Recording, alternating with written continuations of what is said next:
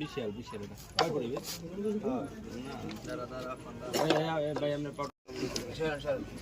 নসাদ দিক আর দিকে দাও আমি কিন্তু আমাদের দেখতে তো অনেক কিছু হ্যাঁ এটা ঠিক আছে আমার এটা ছেলে এই ভাই ধরেন না সামনে ধরেন